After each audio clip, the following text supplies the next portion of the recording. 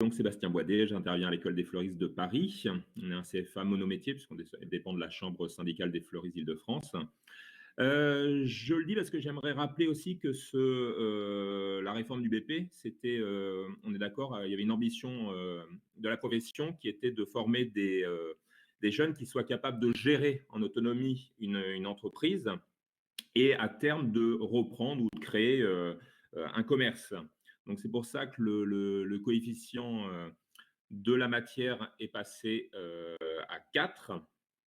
Donc voilà.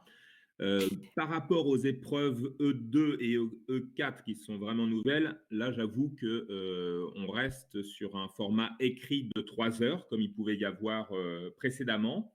Sauf que cette fois, la nouveauté, c'est que c'est une étude de cas où les calculs ne sont pas une fin en soi, mais plutôt un moyen d'analyse. Et ce qui va être plus intéressant, c'est la capacité à analyser un problème et à proposer des solutions. C'est ce qu'on peut attendre de quelqu'un qui se retrouverait en situation d'entreprise.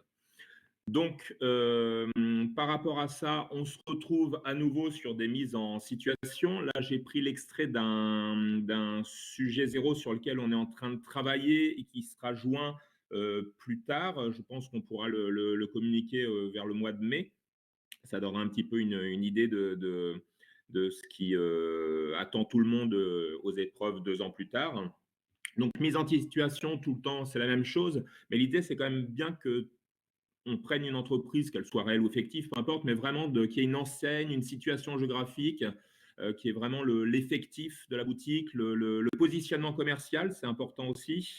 On définit une zone de chalandise, où se trouvent des clients avec un profil, où se trouvent des concurrents, et ensuite de partir d'une problématique générale qui peut se passer dans l'entreprise et de solutions envisagées qui là vont permettre en fait des mises en situation et afin de valider les 4 compétences. Donc, je la rappelle, hein, qui sont alors, gérer et prévenir les risques, c'est un peu, je vais peut-être le dire maintenant, les nouveautés, c'est un petit peu ça, c'est que là, puisqu'on veut qu'ils soient responsables, il faut qu'ils aient conscience des risques professionnels qui peuvent faire courir à leurs employés en tant que futur manager. C'était aussi pour aborder la dimension éco-responsable qui devient un peu essentielle dans le métier. Et donc, ça, on va le développer. Il y a la deuxième compétence qui était le management des ressources humaines. Il y avait une question ce matin justement dans les petites entreprises. On le voit, il y a une pénurie de personnel aujourd'hui. C'est compliqué de garder des salariés. C'est un coût de les former. Et donc, il y a peut-être des réflexions à avoir en termes de management. Donc là, c'est une nouveauté qui était mise en avant dans le référentiel avec le côté éco-responsable. Ensuite, la gestion des achats.